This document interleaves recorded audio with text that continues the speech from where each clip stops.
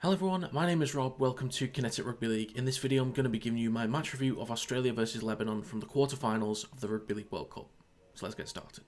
Starting with the losing team, which was Lebanon, they put 4 points past Australia. They completed at 69%, they had 51 missed tackles, 11 errors and an overall tackle efficiency of 81.02%, which is pretty poor. Not the worst one I've seen, but is pretty poor.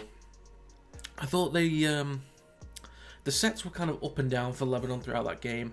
They either played with a lot of energy and they were able to get some decent field position, or they were just completely shut out, and that would be a testament to Australia's defensive work. But the kicking game seemed to make up for the lack of meters. There were some very long kicks from Mitchell Moses. We know what he does.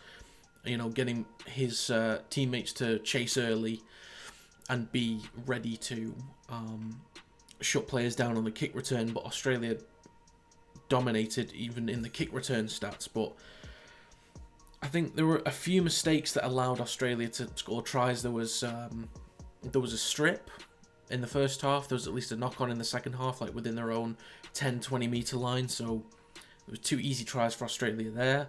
A little bit sloppy at times, but yeah, the kick chases were the only thing that seemed to get them out of trouble. But then they struggled to slow Australia down up the middle. You know, Harry Grant was dangerous down the middle. Isaiah Yeo made plenty of meters. I think Martin, Crichton were difficult players to stop. You know, all the forwards were just getting easy meters, and this has kind of been a recurring thing with some teams getting like 3 players in the tackle. When they hit the wall, they've got to come down. You can't keep allowing these easy meters up the middle. But there were good moments for Lebanon. They had some good field position, tried to spread the ball, but it'd get to maybe Dwayhe as like the third man from the edge, and it'd be a 3-on-3, and rather than trying to maybe draw in a second defender from the outside, he'd just stop, go back the other way, and then they'd end up in the middle and start again. And you know, they got to try eventually. They did work hard, just execution just wasn't great, but they did get a try for their efforts, I suppose. But yeah, I think Lebanon's had a pretty decent World Cup campaign. I expected, I believe, 14 points I had in my prediction, but look, when you play against Australia, who are so strong defensively, it's always going to be difficult to break them down and get. 14 points would mean 3 tries, basically, with a few missed conversions. But yeah, to get 3 tries against Australia is always going to be difficult. I think they could have done it. They had their moments, but yeah, when you have 51 missed tackles, 11 errors, they didn't even have the most errors, but when you have so many errors against a team like Australia who are going to punish you, you just can't. You've got to cut those things out. But yeah, I'm happy with the efforts that Lebanon's put in this World Cup.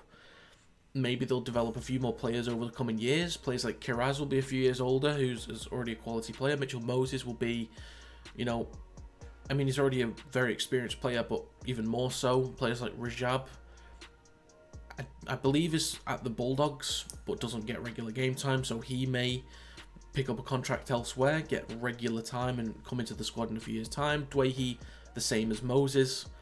And yeah, other players can start to develop, and they're building something decent with Lebanon, and hopefully they can come back even stronger at the next tournament. But yeah, performance was sloppy, it was up and down, but great effort as usual.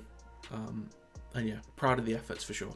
Onto the winning team now, which was Australia. They put 48 points past Lebanon. They completed at only 66%, but they had 7 line breaks, 12 offloads, a tackle efficiency of 94.31%, but they did have 14 errors to go with that as well. Now, I say a scoreline of 48-4, but they were sloppy. I was kind of hoping at this point it'd be really clean, really smooth. They would have learned all the lessons from the group stage games, and even though Lebanon are a hard-working team, it would flow a lot easier. And the only reason why we say this about Australia is because we expect so much more. They've won by 44 points, but we expect so much more from them performance-wise. I thought the individual brilliance was the key in the moments where they didn't connect. They've got the individuals to just break through the line. They're just good enough at doing that. But when they did connect, they were incredible. They were elite. I believe Adokar had 5 tries. Cameron Morey got 2 up the middle, so that kind of showed their dominance through the middle. Defensively, they were solid as a team. Absolutely brilliant, as per usual.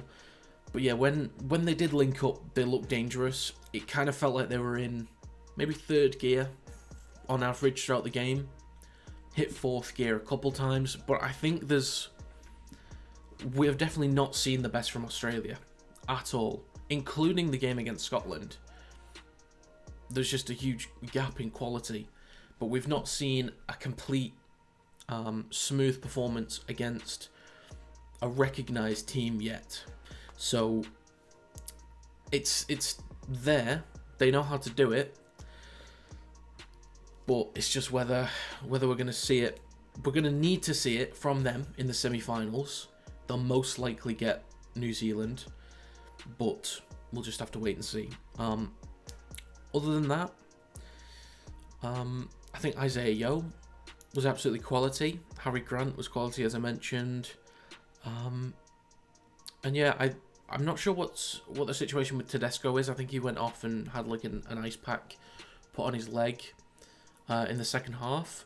But given that Cameron Munster did actually fill in at fullback for this game and did fill in at fullback a few times for the Melbourne Storm this last season, when they were missing like Jerome Hughes, they tended to put Nick Meaney in the halves and then play Cameron Munster at fullback and give him a different role. So he can fill there if he has to. And then they've still got Cherry Evans and Cleary, or even Matt Burton and Jack Whiten to fill in the halves if they have to. The squad depth is insane. So I think at this point it will be about trying to solidify the team for the finals. I think Mal Meninga will have an idea of who's going to be part of the final squad, and will most likely play whatever team he wants to play for the final in the semi-final at this point, which I think does include, I think he'll want to play Munster and Cleary in the halves. But yeah, there's so much depth, he's got so many options. But yeah, it was a strong performance from Australia, definitely not perfect, but so dangerous when they did actually link up. And I think that's kind of scary. If this is what they're able to do whilst they're not at their best, when they do actually link up, it could be really difficult for teams like Samoa, Tonga, New Zealand and England to really kind of lock them down. So we'll see what they do for the rest of this tournament. For me, I think they are still favourites at the moment to win it, but we'll have to wait and see. So that's going to be it for this video. If you have any thoughts on the Australia versus Lebanon game, let me know in the comments down below. If you enjoyed this video, feel free to leave a like and subscribe to the channel to stay up to date with new content. And you can also follow the social media accounts in the description down below. Thank you very much for watching. I'll see you next time.